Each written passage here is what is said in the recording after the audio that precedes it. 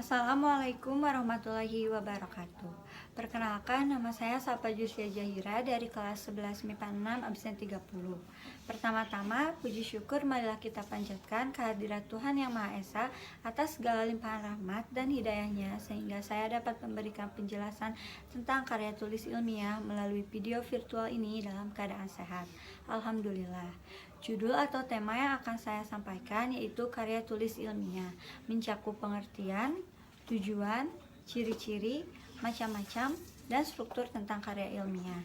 Semoga penjelasan yang akan saya sampaikan dapat menjadi pembelajaran bagi kita semua. Amin.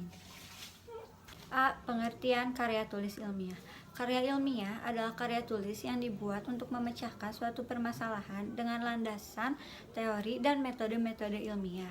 Biasanya karya ilmiah berisikan data, fakta, dan solusi mengenai suatu masalah yang diangkat. Penulisan karya ilmiah dilakukan secara runtut dan sistematis. B. Tujuan karya tulis ilmiah.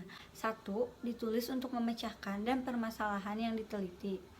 2. Ditulis untuk menambah pengetahuan sesuai dengan permasalahan yang dibahas. 3. Ditulis untuk melatih seseorang supaya dapat menulis karya tulis ilmiah secara baik dan benar. 4. Ditulis untuk melatih kemampuan berpikir penulisnya. 5. Ditulis untuk mencapai tujuan tertentu. C. Ciri-ciri karya tulis ilmiah. Di antaranya ada 9. 1. Reproduktif. Artinya, karya ilmiah ditulis oleh peneliti atau penulis harus diterima dan dimaknai oleh pembacanya sesuai dengan makna yang ingin disampaikan. 2. Tidak ambigu. Sebuah karya ilmiah harus memberikan pemahaman secara detail dan tidak dikemas dengan bahasa yang tidak membingungkan. Dengan begitu, maksud dari karya ilmiah itu bisa langsung diterima oleh pembacanya. 3. Tidak emotif.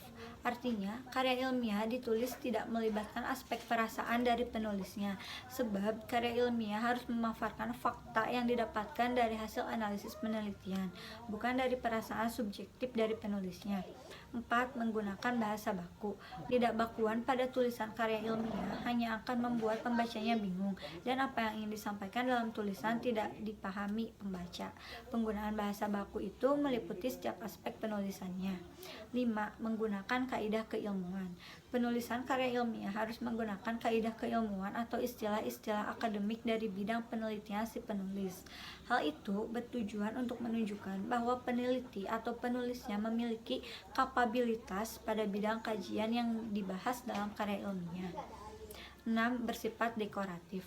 Artinya, penulis karya ilmiah harus menggunakan istilah atau kata yang memiliki satu makna.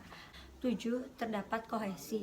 Artinya, karya ilmiah harus memiliki kesinambungan antar bagian dan babnya dan bersifat straightforward. Maksudnya adalah ialah tidak bertele-tele atau tepat sasaran.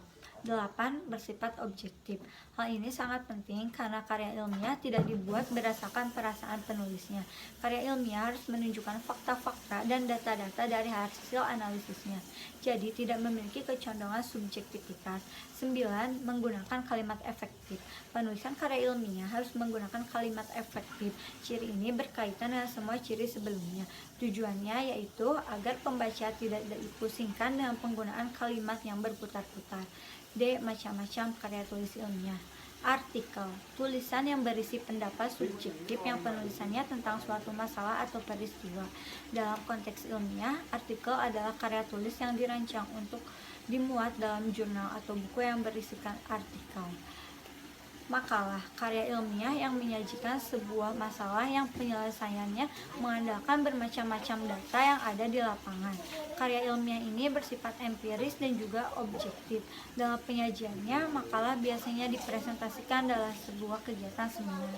Skripsi, karya ilmiah yang dibuat oleh mahasiswa untuk mendapatkan gelar sarjana S1-nya.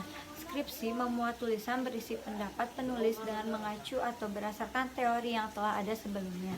Kertas kerja atau work paper pada dasarnya sama dengan makalah, namun dibuat dengan analisis yang lebih mendalam dan tajam serta dipresentasikan pada seminar atau lokakarya yang biasanya dihadiri oleh ilmuwan. Paper, sebutan khusus untuk makalah di kalangan mahasiswa dalam kaitannya dengan pembelajaran dan pendidikannya sebelum menyelesaikan jenjang studi diploma, S1, S2, dan atau S3. Sistematika penulisannya pun sama dengan artikel dan makalah, tergantung panduan yang berlaku di perguruan tinggi yang bersangkutan. Tesis, karya tulis ilmiah mahasiswa untuk menyelesaikan program studi S2 atau pasca sarjana yang bersifat lebih mendalam dibandingkan dengan skripsi. Tesis mengungkapkan pengetahuan baru yang didapat dari penelitian yang dilakukan individu yang bersangkutan. Struktur karya tulis ilmiah memiliki 3 bagian, diantaranya 1. Pendahuluan. Bagian pendahuluan berisikan dasar-dasar penelitian ilmiah, dilakukan masalah yang diangkat, dan mekanisme penyelesaian masalah itu. 2. Isi dan pembahasan. Bagian isi dan pembahasan ini bisa terdiri dari 1 atau lebih bab. Jumlah bab pada bagian ini bergantung seberapa pelik pembedahan dan pembahasan dari bahan penelitian. 3. Kesimpulan. Bagian kesimpulan berisikan kesimpulan dari hasil analisis pada bagian isi dan pembahasan. Kesimpulan yang disampaikan pada bagian ini berupa penjelasan singkat dan padat mengenai hasil analisis. Biasanya bagian ini hanya terdiri dari 1 bab. Kita masuk ke bagian penutup. Kesimpulan atau rangkuman. Dari pembahasan tersebut, maka dapat disimpulkan bahwa karya tulis ilmiah yaitu suatu tulisan yang berisi hasil kegiatan penelitian yang membahas suatu permasalahan dan hasil pemecahan masalah.